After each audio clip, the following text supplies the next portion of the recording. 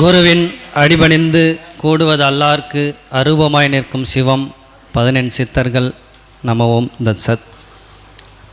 நம்முடைய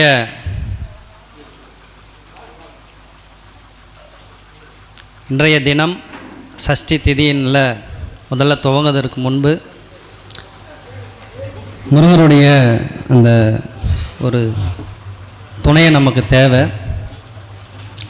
விழிக்கு துணை திருமென்மலர் பாதங்கள் மெய்மை குன்றா மொழிக்கு துணை முருகா எனும் நாமங்கள் முன்பு செய்த பலிக்கு துணை அவன் பன்னிருதோளும் பயந்த தனி வலிக்கு துணை வடிவேலும் செங்கோடன் மயூரமமே என்று தொடங்கி இன்றைய உரையை ஆரம்பிக்க இருக்கிறேன்.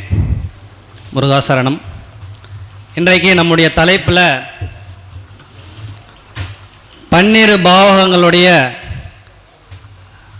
லக்ன முதல் 12 பாவகங்களுடைய பலன்கள் ஒரு ஜாதகருக்கு எவ்வாறு செயல்படுகிறது, அதை செயல்படுத்த இருக்கிறோம். இதற்கு முன்பு நம்முடைய தர்மபுரி மைய ஆச்சாரியார் பேசும்போது கூட இடையிடையே சில பாவகங்களை நமக்கு தொகுத்து கொடுத்தார் இல்லைங்களா. இங்கு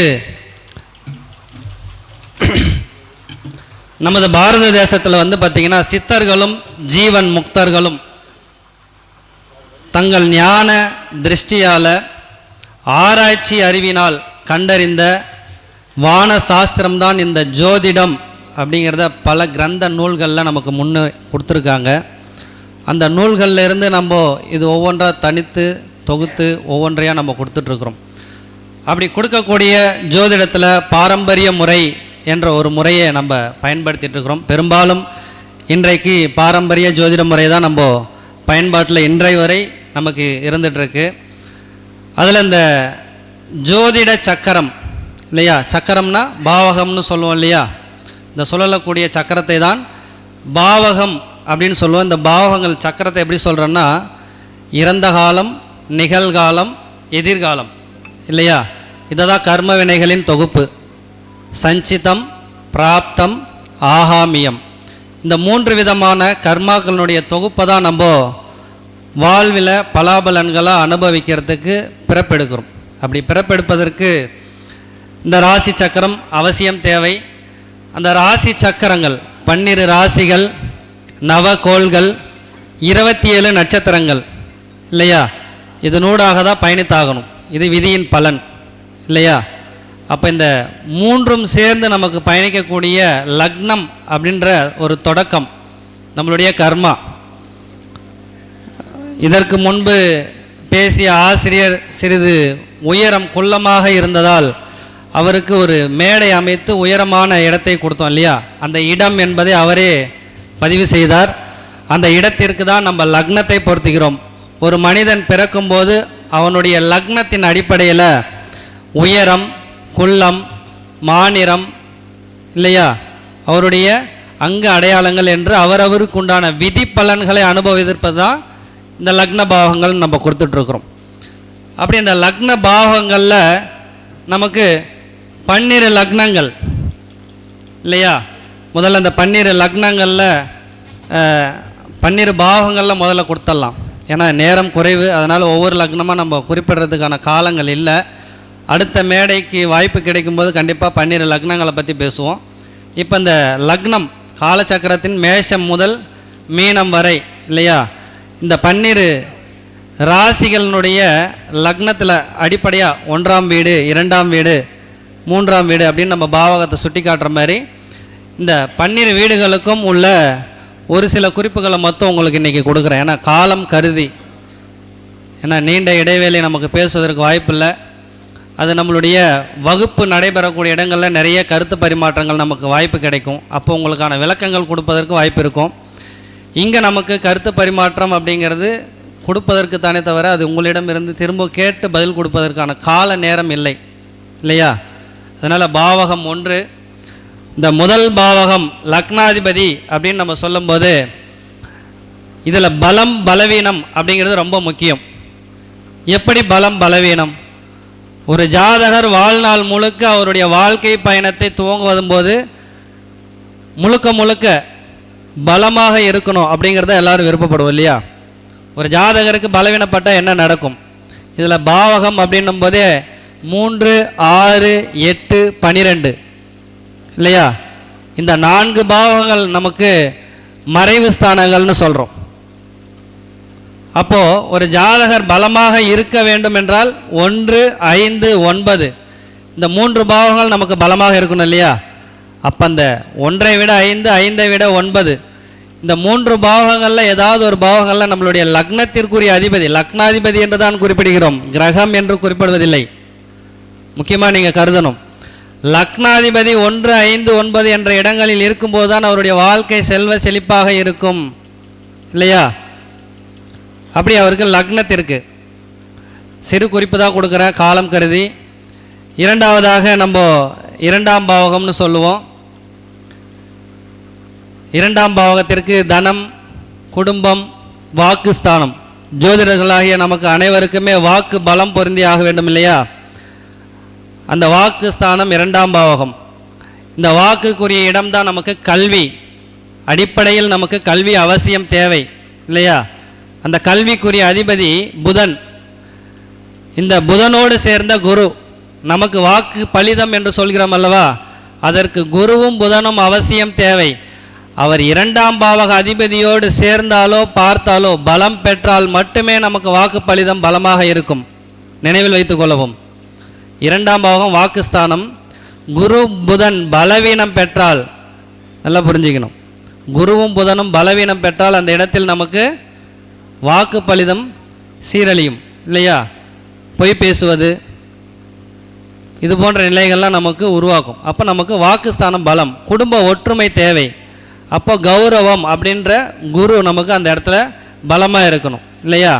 அப்போ குடும்பத்தில் கூட்டு குடும்பமாக இன்றைக்கு எத்தனை குடும்பம் இருக்கிறது என்று நீங்களே யோசித்து கொள்ளலாம்.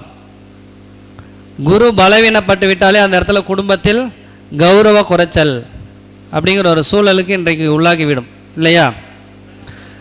இதற்கு முன்பு அவர் கொடுத்ததுக்கெல்லாம் விளக்கம் பின்பு கொடுக்கிறேன், இந்த 12 பாவங்களை கொடுத்து விட்டு. மூன்றாவதாக பார்த்தீங்கன்னா தைரியம், வீரியம், விடாமுயற்சி, வெற்றி தோல்வி, இதையெல்லாம் நமக்கு இந்த 3ஆம் பாவகம் செயல்படுத்தக்கூடிய இடமாக நம்ம கருதுகிறோம். இந்த 3ஆம் பாவத்தில் பார்த்தீங்கன்னா ஆசையே துன்பத்துக்கு காரணம். நல்லா புரிஞ்சுங்க, மனிதனுடைய வாழ்வையில் ஆசை தான் அவனுடைய அழிவுக்கு காரணம் அப்படின்னு சொல்கிறோம். அது 8ஆம் பாவத்தோட கனெக்ட் ஆகுது சரிங்களா? இப்போ இந்த 3ஆம் பாவத்துக்கு இதை நான் சின்ன பாயிண்ட் மட்டும் கொடுத்துட்றேன், ஆசையே துன்பத்துக்கு காரணம் என்று. 4ஆம் பாவகம் வீடு, மனை, வாகனம், தாயின் குணநலன், இதெல்லாம் நம்ம சொல்லிகிட்டு இருக்கிறோம். இப்போ இந்த 4ஆம் பாவகத்திலே பார்த்தீங்கன்னா உயர்கல்வி, 2ஆம் பாவகம் கல்வின்னு சொன்னோம், 4ஆம் பாவகத்தில் உயர்கல்வி. இந்த உயர்கல்வி நிலையை நம்ம படிப்பதற்கு உண்டான தன்மையை இந்த 4ஆம் பாவம் இல்லைங்களா? அதே மாதிரி ஒழுக்கம், ஒரு மனிதனுடைய வாழ்க்கையில் நெறிமுறை முதல் ஒழுக்கம், அந்த ஒழுக்கத்திற்கு முக்கியமான இடம் இந்த 4ஆம் பாவகம் இல்லையா? இங்கே ஆண் பெண் என்றில்லை, இருவருக்குமே நம்ம இங்கே ஒரே பலன் தான் கொடுத்துட்ருக்குறோம். ஜோதிடத்தில் நம்ம கொடுக்கும்போது பலன்கள் எல்லாவற்றுக்கும் பொதுவான பலன்கள் தான் இங்கே போயிட்டுருக்கும். அதில் நம்ம பிரிக்கும்போது அவரவர்களுக்குரிய லக்ன பாவக அமைவிற்கேற்றவாறு தான் அதற்குண்டான பலன்கள் மாறுபடுமே தவிர பொதுவான பலனில் இதெல்லாம் நம்ம கொண்டு வரணும். அடுத்து 5ஆம் பாவகம். இந்த 5ஆம் பாவகம் அப்படின்னும் போது பார்த்திங்கன்னா குழந்தை, குலதெய்வம், ஆழ்மன சிந்தனை. இன்றைய காலகட்டத்துக்கு முக்கியமாக சொல்லணுன்னா காதல் சிந்தனை, நம்மளுடைய ஆள் மனதில் எழுப்பக்கூடிய சிந்தனைகள் அப்படிங்கிறத தான் நம்ம காதல்னு சொல்லிடுறோம் இல்லையா? இன்றைக்கி இளம் வயது பெண்கள், ஆண்கள் அப்படின்னும் போது பார்த்திங்கன்னா காதல் வயப்படுவது நிறைய அரிது அப்படின்னு சொல்கிறதெல்லாம் இன்றைக்கு குறைவு. ஏன்னா இன்றைக்கு நம்ம ஒரு சாலையில் சென்று கொண்டு இருக்கும்போது அங்கே பார்க்கக்கூடிய நிலை அப்படி இல்லை இல்லைங்களா? இன்றைய காலம் நவீனமயமாகி கொண்டிருக்கிறது. அப்போ அந்த எண்ணங்களை தூண்டுவது இந்த 5ஆம் பாவகமே தவிர எந்த கிரகமும் இல்லை. கிரகங்கள் பலவீனப்பட்டு விட்டால் அவர்களுக்கு காதல் என்னும் எண்ணமே வர வேண்டிய அவசியம் இல்லையே இல்லையா? அப்போ அந்த 5ஆம் பாவகத்தோடு புதன் பலப்படுத்தி விட்டால் என்ன ஆகும்? காதல் என்ற உணர்வு அவர்களுக்குள்ள ஏற்படுத்தும். இதுலேயும் சில உணர்வுகள் ஐயா கொடுத்ததுக்கு விளக்கம் அப்புறம் பொறுமையாக கொடுக்கலான்ட்டு. 6ஆம் பாவகம் புதன் வந்து தோல் நோய் சில கருத்துக்கள்லாம் கொடுத்துருந்தாங்க கிரகத்தில். ஆனால் இங்கே நோய் சார்ந்த விஷயங்களுக்கு இந்த 6ஆம் பாவகம் ரொம்ப ரொம்ப முக்கியம். எல்லாருக்குமே ஜாதகத்தில் புதன் இருக்குது, குரு இருக்குது, நவகிரகங்கள் இயங்கிட்டு இருக்குது. ஆனால் 6ஆம் பாவகம் செயல்படுத்தக்கூடிய இடம்தான் அவருக்கான நோய் என்ன என்பதை கண்டறிய முடியும் என்பதை இங்கே அழுத்தமாக நம்ம தெரிவிக்கணும் இல்லையா? பாவகத்தின் அடிப்படையிலேயே ஒரு மனிதனுக்கு நோய்வாய்ப்படக்கூடிய விஷயங்கள் அத்தனையுமே இங்கே ஏற்படுது. அப்போ இந்த 6ஆம் பாவகத்தில் உதாரணமாக ஒரு 4-5 மொத்தம் கொடுத்துட்றேன். 2ஆம் இடம் பலவீனம், அதோடு செவ்வாயும் பலவீனம் அப்படின்னு இருந்தாக்கா 2ஆம் பாவகத்தை நம்ம முகம்னு சொல்லுவோம் இல்லையா? ஜாதகத்தில் முகத்தில் பல் செவ்வாய் இல்லையா? அந்த செவ்வாய் பலவீனப்படும். நோய்வாய்ப்படுவது எங்கே? 6ஆம் பாவகம் 2ஆம் பாவகத்தோடு தொடர்பு பெற்று பலவீனப்பட்டால் மட்டுமே பல் நோய். நல்லா புரிஞ்சுக்கணும். அப்போ பாவக தொடர்பு ஏற்பட்டால் தான் நமக்கு உண்டான அந்த நோய்களும் உண்டாகும் அப்படிங்கிறத கொஞ்சம் மனதில் வச்சுக்கணும். அடுத்து 3ஆம் இடம் நோய்வாய்ப்படுவதுன்னு பார்த்தீங்கன்னாக்கா ஆஸ்துமா, சரிங்களா? அடுத்து 4ஆம் பாவகம், இந்த 4ஆம் பாவகத்தோடு 8ஆம் பாவகமும் சேர்ந்து செவ்வாய் தொடர்பு பெற்றுச்சு, செவ்வாய் பலவீனமாக இருந்தது அப்படின்னா அதோட ராகு சேர்ந்தால் எதிர்பாரா விபத்து நடைபெறுவதற்கான வாய்ப்புகள் நிறைய உண்டு, சரிங்களா?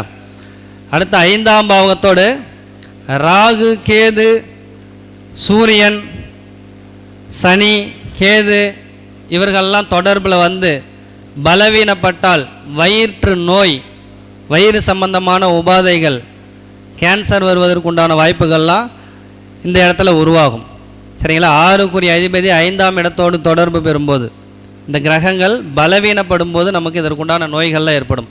அப்போ ஒரு மனிதனுக்கு நோய்வாய்ப்படக்கூடிய விஷயங்களில் 6ஆம் பாவகம் எந்த அளவுக்கு நமக்கு வேலை செய்கிறது என்பதை தான் நம்ம இங்கே எடுத்துக்கணுமே தவிர, கிரகங்கள் என்ன இருக்கிறதோ அதற்கேற்ற தன்மையில் தான் அவர்களுக்கு உண்டான நோய்களையும் உருவாக்கும் அப்படிங்கிறதையும் மனதில் எடுத்துக்கணும், சரிங்களா? அடுத்து பார்த்திங்கன்னா உத்தியோகம். இந்த உத்தியோகம் அப்படிங்கிறது பார்த்திங்கன்னா அரசு சார்ந்த, அரசு வேலை நிறைய பேர் கேட்பாங்க இல்லையா? அரசு சார்ந்த வேலை கிடைக்குமா, அரசு உத்தியோகம் கிடைக்குமா? அந்த உத்தியோகம் என்பது இந்த 6ஆம் பாவகம். அந்த 6ஆம் பாவகத்திற்கு 10ஆம் பாவகம் என்ன பாவகம் வருகிறது? 6க்கு 10 பாக்கியஸ்தானம். 6ஆம் இடத்திற்கு 10ஆம் பாவகம் அப்படின்னு பார்த்தீங்கன்னாக்கா பாக்கியஸ்தானம் 9ஆம் இடமாக வரும் இல்லையா? அப்போ அந்த பாக்கியம் இருக்க வேண்டும் என்றால் சூரியன், சனி, செவ்வாய் இவர்களுடைய பலம் இருந்தால் நிச்சயம் அவர்களுக்கு அரசுக்குண்டான வேலை வாய்ப்பு கிடைப்பதற்கான வாய்ப்பு உண்டு. இதெல்லாம் நம்ம ஜாதகத்தில் ஆய்வுக்கு எடுக்கும்போது பாவகத்தை முக்கியத்துவம் படுத்தி அவர்களுக்கு உண்டான கேள்விகளுக்கு உண்டான பதில் கிடைக்கும், சரிங்களா? அடுத்து 7ஆம் பாவகம் களத்திரம், நட்பு, கூட்டு தொழில் இல்லையா? இதில் திருமணம் சார்ந்தது அப்படிங்கிறது இருக்குது.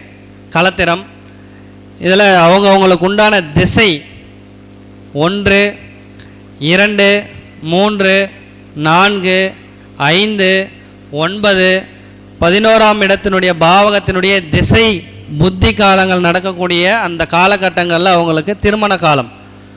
நம்ம கோச்சாரத்தில் சந்திரனுக்கு 2, 5, 7, 9, 11 இது மொத்தம் பார்க்குறோம். திசை நடத்தக்கூடிய நாதனும் புத்தியும் இல்லையா? அந்த திசாநாதன் புத்திநாதன் நடத்தக்கூடிய காலங்கள்லேயும் அவங்களுக்கு திருமண காலம் உண்டு. ஐயா அவருக்கு குரு பலனே இல்லை.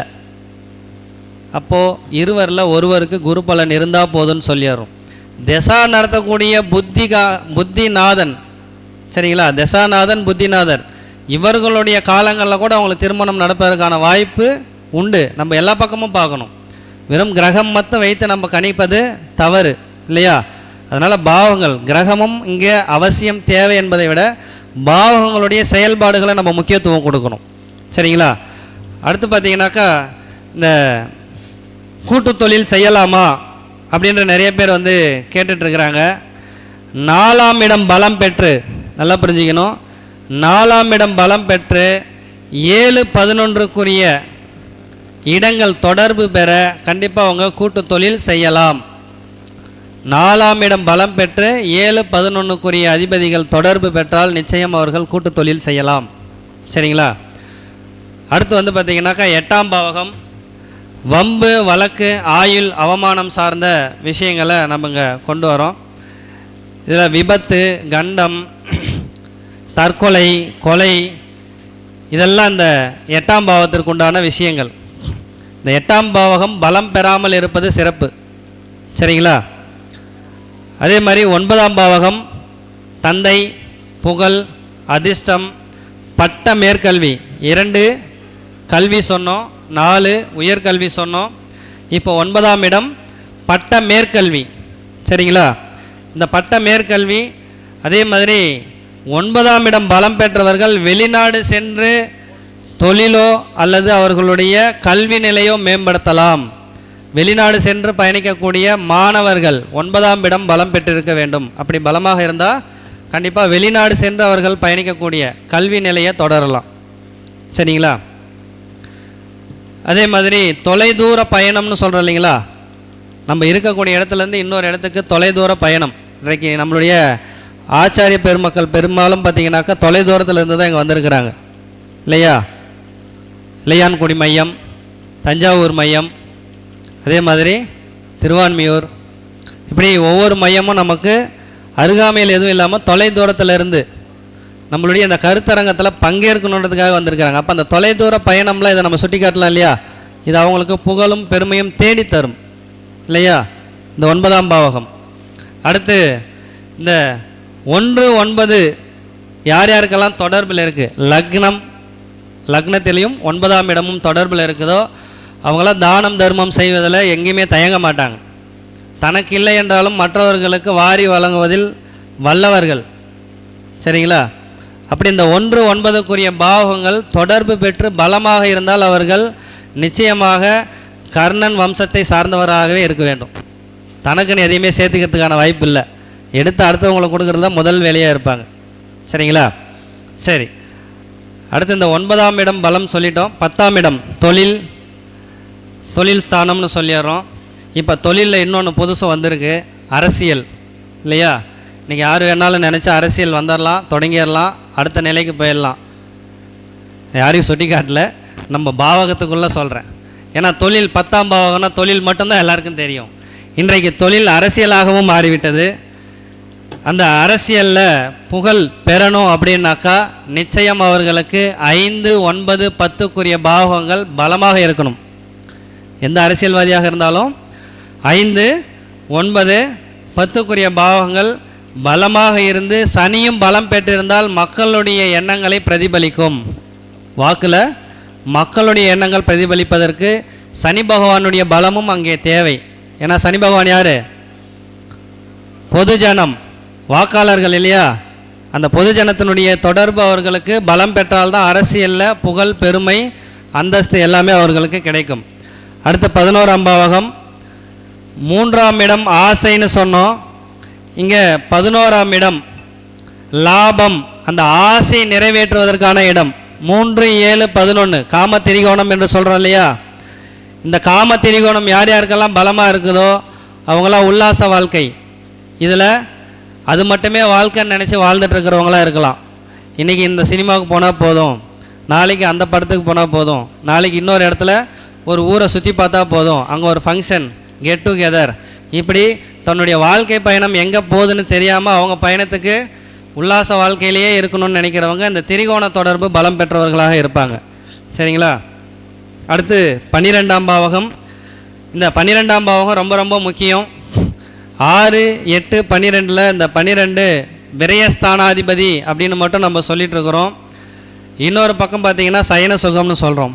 இந்த இரண்டையும் தவிர்த்து நம்மளுடைய வாழ்க்கைக்கு பின்பான வாழ்க்கை இல்லையா, ஒரு மரணத்திற்கு பிறகான வாழ்க்கை, அவர்களுடைய மறைக்கலை யோகத்தின் அடிப்படை எப்படி அவர்களுக்கு கிடைக்கிறது அப்படிங்கிறது இந்த 12ஆம் பாவகம் ரொம்ப ரொம்ப முக்கியமாக நமக்கு சுட்டி காட்டுது.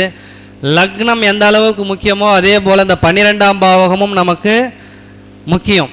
ஏன்னா இன்றைய வாழ்க்கையில் நமக்கு பிறப்பிலிருந்து இறப்பு வரை நமக்கு தேவையான விஷயங்களை தேடி தேடி போயிட்டுருக்கோமே தவிர இறப்பிற்கு பின்பான மரணமில்லா பெருவாழ்வு என்ற நிலையை தேடுவது இன்று ரொம்ப அரிதாகிவிட்டது.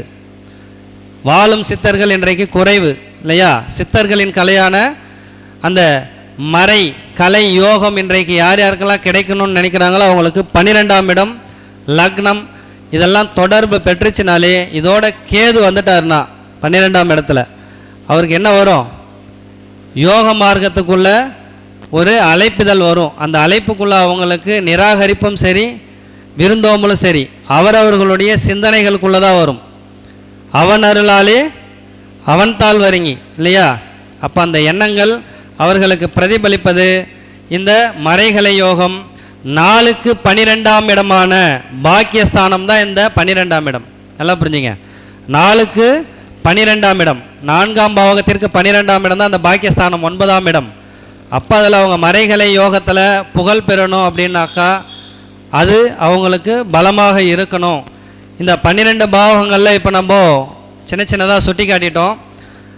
இது சிறு சிறு குறிப்பு தான். இப்போதைக்கு நேரம் காரம் கருதி ஐயா டைம் ஆயிடுச்சுன்னு வேறு குறிப்பு கொடுத்துட்டாரு. இதுக்கு மேலே நம்ம சுருக்கிக்கணும் இல்லையா? அதனால் இந்த வாய்ப்பில் ஜாதகர் ஒவ்வொருவருடைய விதியும் அந்த விதி ஜாதகருக்கு நிர்ணயிப்பதில் பெரும் பங்கு யாருக்கு இருக்குது? பாவகங்களுக்கு தான் இருக்குது அப்படிங்கிறத நம்ம இங்கே தீர்மானிக்கிறதுல பலமாக சொல்லலாம். அதே போல் இந்த பாவகம், பாவக அதிபதி, பாவக காரகாதிபதி இந்த 3ஐயும் மனதில் வச்சு கொஞ்சம் தெளிவாக நீங்கள் உணர்ந்து அதில் ஜோதிடம் சொல்ல கற்றுக்கிட்டிங்கன்னா உண்மையிலே நீங்களும் சிறந்த ஜோதிடர்கள் என்பதில் எந்த மாற்று கருத்தும் இல்லை.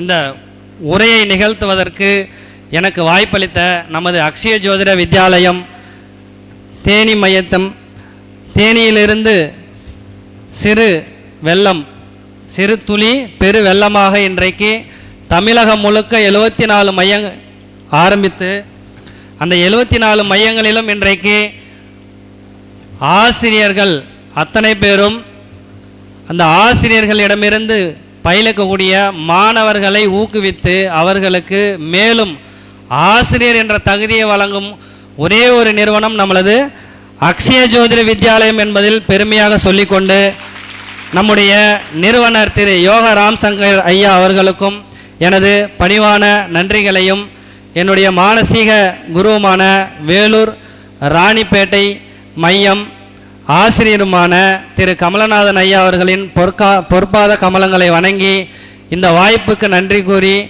விடைபெறுகிறேன். நன்றி, வணக்கம்.